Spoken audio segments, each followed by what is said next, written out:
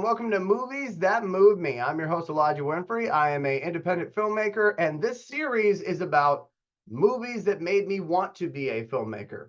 You know, I was born in 93, so I talk a lot about 90s movies and 2000s films, you know, the movies I watched growing up, but I also like to skip around in other eras as well as I continue watching movies. You know, that's a big thing for me. Anybody that knows me knows this, but I watch movies like a professional athlete watches game film. You know, I'm constantly watching films. I'm constantly doing double and triple features of just random stuff because I'm trying to see what I can cherry pick to use in my films. You know, not necessarily dialogue because that's stealing, but like storylines. You know, how did they take this story that you heard before and how did they flip it on its head?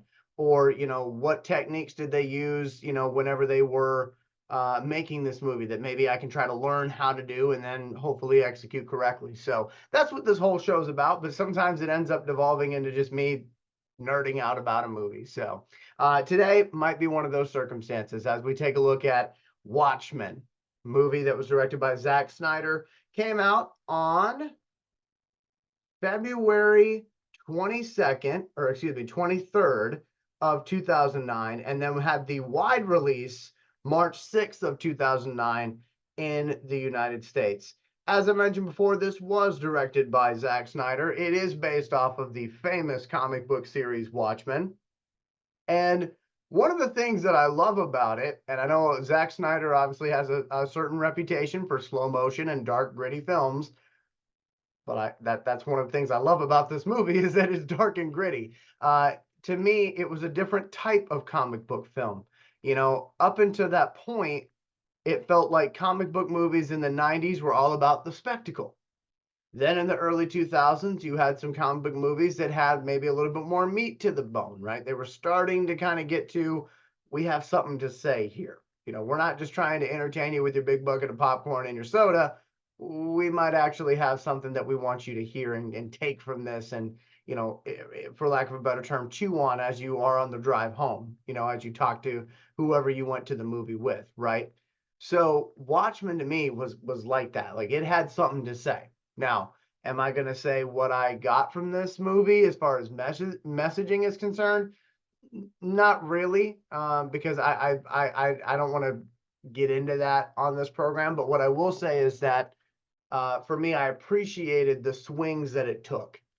And I felt like it took those swings with all those different characters. Now, if you want to see, in my opinion, if you want to see a kids version of Watchmen, I would say check out The Incredibles because The Incredibles was about the superheroes who, you know, obviously had been banned and had been shamed into just regular Joe, regular life, right? And then they have to become superheroes again.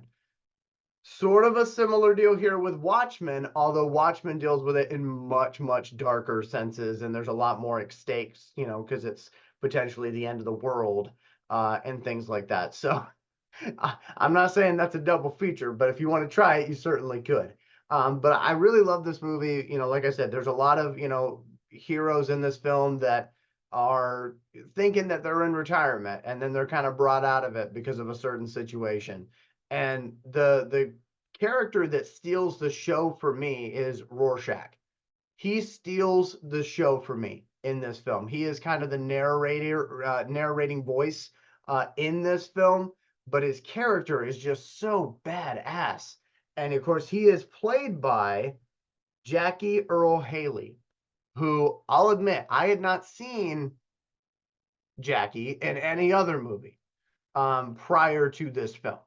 So for me, that was my first experience with the guy, and I was like, "Whoa, like he's super talented." And I have watched some of his other movies, and you know, it's not just a one movie thing. And if you're a Jackie Earle Haley fan, you know that. But I always, you know, when I have that moment with the performer where I'm like, "That's a really good movie." I always like to go see were they able to do stuff that was just as good, or was this like kind of like a out of body experience or like a really, really great script where everything came together for them.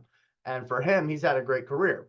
But this movie for me was the first one I had seen by him. It's also the first movie that I had seen directed by Zack Snyder. you know. So I know a lot of other people had seen other films of his prior, but this was my entry point. And so this was a big reason why when I heard he was doing, you know, Superman and he was doing the DC characters, I thought, oh, that's really cool. I like that idea. You know, I've seen something of his before.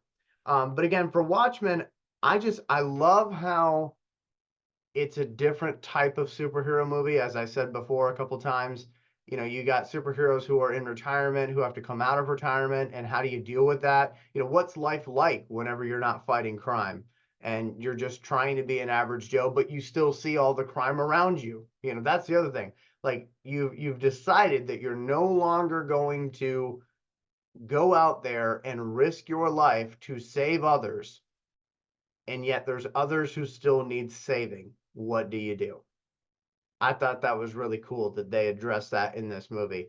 And the fact that it was kind of a period piece, you know, obviously the comic books focus on that time frame. I want to say right after Vietnam. And that to me is a really cool time period to, you know, research because my grandfather was a Vietnam vet. So for me, I'm always trying to figure out, you know, stories and things like that from that era of our history. And uh, Watchmen didn't, you know, give you a history lesson, but it kind of talked about certain things from that era, and I thought that was really cool. Jeffrey Dean Morgan is also in this film. He does a great job as well. Patrick Wilson's in this movie. Again, so many great performances. It is a long film, I will say that. And when I first watched it, I kind of knocked it for that. When I first watched it, I was like, it's too long.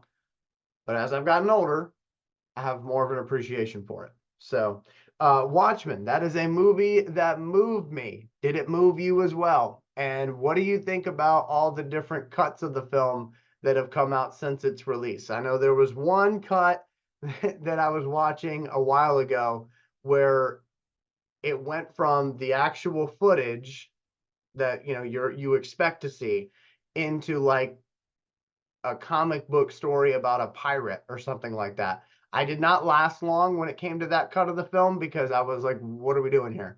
And I know that's in the comic and I know it has its place. I couldn't watch that cut. Like that was too distracting for me going from live footage to a story that I felt had nothing to do with what we were actually watching. And I'm sure if I gave it another shot and really tried, I'd understand. But for me, I love just like the theatrical cut of it, and I love the director's cut without the comic book thing. The side quest of the pirate, which I'm probably not describing correctly. That part didn't do much for me. But Watchmen, the movie, did. That's for sure. It's a movie that moved me. Hey, make sure to like, comment, and subscribe. Got to make sure I say that so I don't forget. And until we talk again, hey, be good to yourself, be good to others in that order. I'll see you soon.